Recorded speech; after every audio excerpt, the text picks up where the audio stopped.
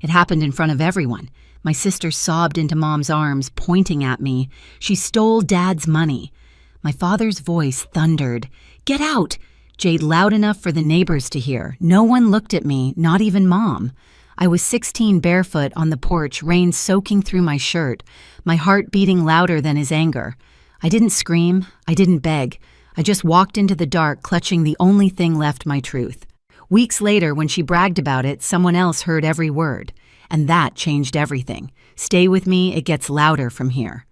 Back then, we looked like any other family in our quiet Ohio neighborhood, neatly trimmed lawn white porch pumpkins on the steps every fall. From the outside, the Smiths were steady, polite, ordinary. Inside, though, there was always a scale I could never balance. Dad worked long hours at the auto shop and measured worth in obedience. Mom kept the house spotless and hated making a scene. Haley, my little sister, was the soft one. She knew how to cry just enough to melt everyone's heart. And me, I was the quiet achiever, the one who believed love could be earned by doing everything right. I remember Saturday mornings when I'd make pancakes for everyone while Dad read the paper. If Haley burned hers, he laughed and said she's still learning. If I missed a spot on the counter, he sighed like it ruined his day. When I brought home an art ribbon from school, Mom said, "That's nice, Jade, but you should focus on real subjects." But when Haley landed a background role in a Christmas play, she filmed it like a Hollywood premiere. Dad even printed flyers to hand out at church. I told myself that was just parenting, that every family had favorites. I smiled through it, cleaned up after Haley, and reminded myself we were sisters, not rivals. She'd borrow my sweaters, leave them stained, and I'd still fold her laundry. She'd forget her homework, and I'd help her finish it before bed. I thought kindness could fix anything. I thought being the good one mattered. That illusion cracked slowly, little things like the way Mom would hush me if I corrected Haley, or how Dad's face softened only when she spoke. One night during dinner, Haley spilled grape juice across the table. It splashed onto my sketchbook. I froze. Dad snapped at me. "Don't overreact." Then he smiled at her.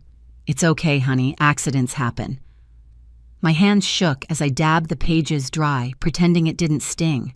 That's when I realized something simple but brutal. My place in that house wasn't to be loved. It was to make loving her easier for everyone else. And still, I stayed quiet. Because that's what peace looked like in our family, silence wrapped in smiles. The older we got, the clearer it became. Haley was the sun, and I was the shadow that made her shine brighter.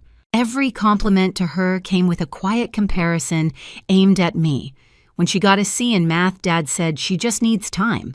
When I brought home an A, he said, "Don't brag." At church, people would say, "Your girls are so different." Mom always laughed. "Yes, one's the angel, the other's artistic." I knew what she meant. Artistic was her polite word for difficult. I kept trying to win them over. I stayed after school to help teachers clean up the art room. I volunteered at the library. I even helped Mom decorate for Haley's birthday balloons, cupcakes, glitter all over the floor. When the guests arrived, Mom pulled me aside and whispered, "Stay out of the pictures, honey. Let her have the spotlight." I nodded, pretending it didn't matter. But when the camera flash went off and I wasn't in the frame, something inside me cracked. At dinner that night, Dad poured Haley another glass of soda, ruffled her hair, and said, "She's such a sweetheart, never gives us trouble." I laughed too quietly because the alternative was crying. Then came the whispers at school. Someone, probably Haley, told her friends I was jealous that I always needed attention. People started watching me differently, waiting for me to prove her right. I worked harder to stay invisible. It almost worked until the missing money. It was a Saturday. Dad had been saving for a new car part, cash tucked in an envelope in his desk. I saw him count it once, nearly $200. That evening, Haley came into my room, eyes red. "Dad's furious," she said, voice trembling. "He can't find the money." I stood up alarmed. Maybe he misplaced it. She hesitated, then looked at me the way a snake sizes its prey. "You should talk to him before he finds out." Minutes later, Dad burst into my room, veins visible at his temple.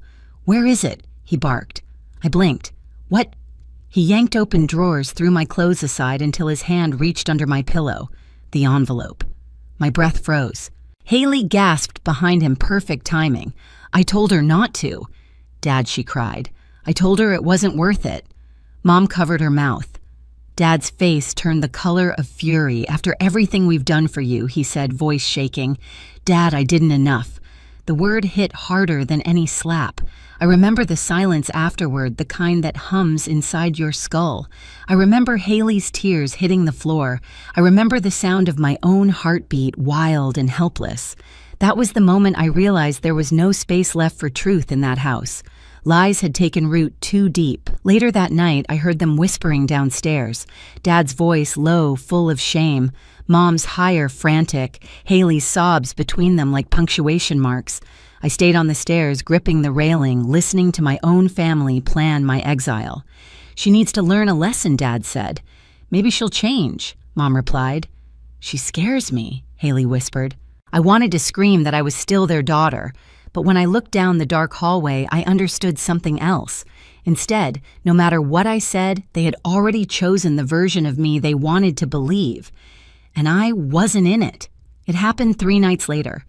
The October wind howled outside, rattling the windows while I sat cross-legged on my bed, sketching under the soft desk lamp. The smell of pencil shavings, the sound of my playlist, everything felt still. Then the door slammed open. Dad stormed in, face flushed. Mom followed, clutching Haley, who looked small and trembling in her arms.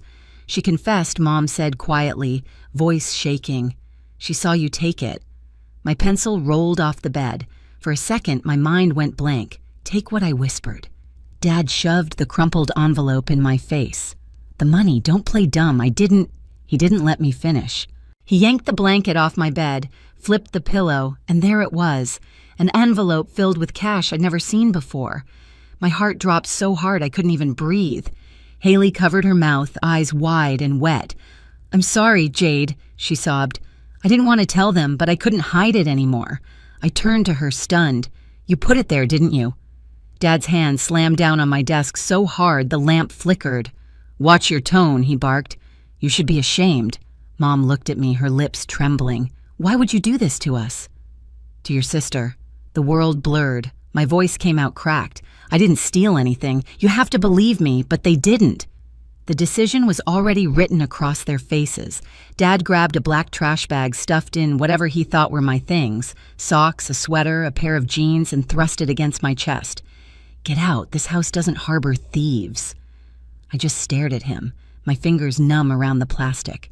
"Dad, please. Go," he said. "Right now." Mom didn't speak. She only held Haley closer, whispering, "It's okay, sweetheart. Mommy's here." I'll never forget the way Haley looked at me, then how her tears suddenly stopped, how the corner of her mouth twitched upward for just a second. A smile small and cruel, and in that moment, I knew. The front door opened. Cold air rushed in, cutting through my skin like glass. The porch light glowed behind them as Dad shoved me out. The trash bag hit the ground with a dull thud. My bare feet touched the icy concrete, and I bit back a gasp. The door slammed. The lock clicked. Silence. For a long time, I just stood there staring at the wood grain of the door, the light bleeding through the gap at the bottom. I thought about knocking about, screaming until someone listened, but something in me broke clean instead. I knew even if I shouted until my voice vanished, no one would open that door again. So I turned away. The night was bitter wind slicing through my thin pajamas. My breath came out in white clouds as I stepped off the porch and onto the street. The asphalt stung like fire under my feet, but I kept walking. Leaves scraped along the sidewalk, the moon hung low, and somewhere far off a dog barked once and fell silent. By the time I reached the small park near school, my legs were shaking. I sat on a cold bench, hugging the trash bag to my chest. Inside it, I could feel the corner of my sketchbook pressing against my ribs, a tiny piece of who I used to be. For hours, I watched the streetlights blink my body, shivering uncontrollably. And when dawn finally bled into the horizon, one thought circled in my head, steady and cold. If they could throw me away so easily, then I would learn how to live without them. The first few nights blurred into each other: park benches, bus stops, the empty library staircase. I learned how to stay invisible. I'd sit in the farthest corner of the library until closing, pretending to read. When the staff turned off the lights, I'd sneak back in, curl up behind the old bookshelf, and wrap my jacket around my knees. The hum of the air vent became my lullaby. Sometimes I went to the gas station down the street where the clerk had stopped asking questions. I'd rest my head on the plastic table near the window, the smell of gasoline and burnt coffee thick in the air. Every time the door chimed, I flinched, expecting my father's voice. It never came. Days passed like that quiet, hungry cold, and then one afternoon I saw her, Grandma Maggie, standing outside the library in her gray coat holding a paper bag. "You look like you haven't eaten," she said softly. I froze, terrified she'd scold me, drag me home. But she just handed me the bag, sandwiches, an apple, a folded 20. "Stay where you are, Jade. Let me handle this." I didn't understand what she meant then, but I would. 2 weeks later, I found out she'd gone to a family dinner at her house. My parents were there, proud of their good daughter. Haley was laughing, showing pictures on her phone, the star of the night. And that's when she said it. The words that changed everything. "You won't believe what I pulled," she bragged, smirking at her cousin over FaceTime. I slipped the money under her pillow and cried a little. They totally bought it. "She's gone now, problem solved." Grandma heard every word. She didn't interrupt. She didn't even blink. She quietly took her iPad, hit record, and let the truth hang itself. The next morning, she texted Mom, "Meet me at the church after service." Alone. I didn't know all of this until later. But that day, while I sat in the library sketching with numb fingers, Grandma was confronting them. She played the recording in the small prayer room behind the altar. Haley's voice echoed off the walls, every cruel word, every giggle. Mom broke down, sobbing. Dad turned white. Grandma didn't yell. She just said, "You threw away a child for a lie.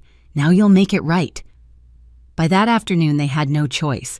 Grandma made them post a public apology on Facebook in the church group, even emailed my school principal. My name cleared within hours. The same people who whispered behind my back now wrote comments like, "Poor Jade," and "How could they?" Dad's phone buzzed nonstop. Mom couldn't leave the house. And Haley, she stayed in her room, curtains drawn. That night, Grandma came to find me again. When I saw her standing in the library doorway, I dropped my pencil and ran. She held me tight, whispering, "You don't need to defend yourself anymore. The truth spoke for you." Later, in her warm kitchen over soup and soft lamplight, I finally let myself cry, not from pain, but from relief. For the first time in weeks, I wasn't invisible.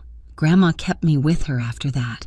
Her red brick house smelled like cinnamon and coffee, and every morning she'd hum while frying eggs, pretending not to notice when I lingered in the doorway, just to be sure she was real. She didn't ask me to forgive anyone.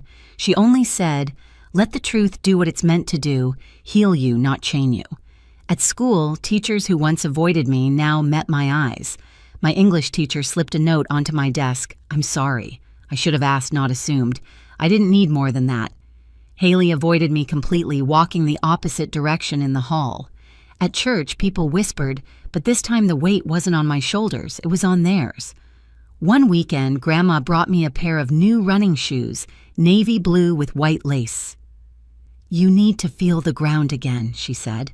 I started running in the mornings through quiet streets past houses still asleep. The air was sharp clean. Each step felt like reclaiming something they'd taken. A month later, Dad tried to call.